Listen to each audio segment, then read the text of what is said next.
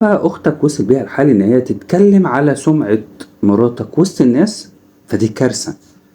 أنت مش قادر تحط حدود ومعايير للعيشة وتتجنب. ازيكم؟ أنا متجوز بقالي 10 سنين، أنا ومراتي كويسين، ولكن على طول في بيني وبين مراتي مشاكل بسبب عيلتي. هي الأول كانت بتقدر تستحمل وكانت بتعدي وكان بيبقى في حاجات الصراحة هي بتتحملها، ولكن هي خلاص بتقولي أنا جبت آخري وما بقتش قادرة أستحمل زي الأول، والصراحة أنا عايزها تنسى. لكن هي بتقولي عشان خاطر أنت السبب ما بتردش على إهانات إخواتك ليا، بتسيبهم يعملوا اللي هم عايزينه. وخصوصا بقى إن في أخت متجوزة ساكنة جنبي، هي كانت أكتر واحدة على طول بتوقّع مراتي في مشاكل، كانت دايمًا بتوقّع ما بيني وما بينها وكانت بتدخّلها في مشاكل كبيرة جدًا، لدرجة إن أنا سمعت إن هي كانت بتتكلم على سُمعة مراتي في الشارع مع الناس. فطبعًا أنا خدت موقِف مع أختي ورُحت قطعت معاها وقُلت لها لأ ما يصحّش كده، وقُلت لمراتي أنتِ ليكِ كل الحق. ولكن مراتي راحت رجعت وقالت لي لأ، أنا هاروح أبدأ صفحة جديدة معاها عشان خاطر تراضيني. طبعًا أنا اتبسطت من حاجة زي دي، أمّا مراتي تبدأ معاها صفحة جديدة، كانت أختي بتوقّعها في المشكلة الأكبر منها دايمًا على طول، وكانت كل مرّة بتصالحها بتسمّعها كلام يضايقها ويهينها، والصراحة كانت بتتنرفز. قالت لي: "خلاص بقى أنا كده جِبت آخري وطفح الكيل من عيلتك، أنا مش رايحة هناك ولا هاتكلم تاني في أي حاجة عشان اللي بيحصل ده ما يصحّش وأنت دايمًا بتبقى سايبها". طب أنا عايز أودّي العيال، يعني العيال كانوا دايمًا بيقعدوا يروحوا عند أختي كل يوم، أنا عوّدتهم على كده.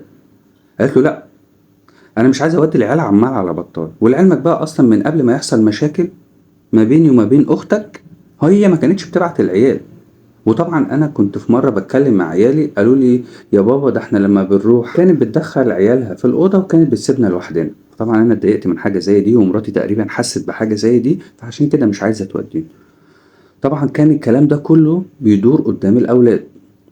راحت مراتي بتقول لي: "بُص، أنا مش عايزة أقطع صلة رحم، أنت عايز تاخدهم وتروح بيهم في أي وقت روح، في مناسبة روح، لكن أنت لازم تكون فاهم اللي بيحصل ده ما يصحّش، مش عايزة أودّي العيال عمّال على بطّال".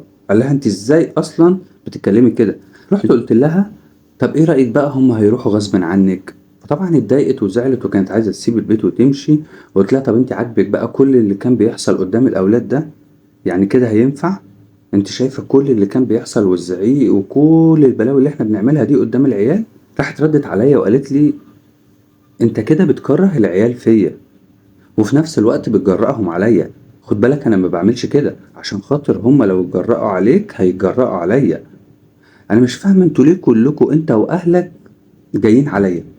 فالصراحة أنا مش عارف بعد ما قالت لي الكلام دوّة، هو أنا الغلطان والّا هي الغلطانة والّا المفروض أعمل إيه؟ فبعتّ لحضرتك عشان حضرتك تقول لي أعمل إيه والناس اللي عندك تفيدني أتصرّف إزاي في المشكلة اللي أنا فيها دي. خلّيني بس في البداية أفكّر حضرتك لو حضرتك بتتفرّج عليّا ومتابعني على الفيسبوك ما تنساش تقول رأيك وتعمل لايك وشير للفيديو. أمّا لو حضرتك بتتفرّج عليّا من اليوتيوب فما تنساش تشترك في القناة وتفعّل زر الجرس عشان يوصل لك كل خلّيني أقول لك رأيي. يعني كلامك كلّه مستفز الصراحة، يعني أنت عارف إن إخواتك بيغلطوا في مراتك، ومع ذلك أنت برضه مُصِر إن هي كل مرّة تعمل ده وتروح تبدأ صفحة جديدة عشان خاطرك أنت، وفي الآخر بيقولوا لها كلام يهينها ويضايقها، ومع ذلك أنت شايف إن مراتك هي لازم تضحّي وهي لازم اللي يتداس على وشّها. ليه؟ يعني أنا رقم 1 باقول إن كرامة الست من كرامة الراجل، وكرامة الراجل من كرامة الست، يعني هُم الاتنين في مكيال واحد. إذا كنت أنت مش هتقدر تحافظ على كرامة مراتك، فعمرك ما هتقدر تحافظ على كرامتك وسط الناس.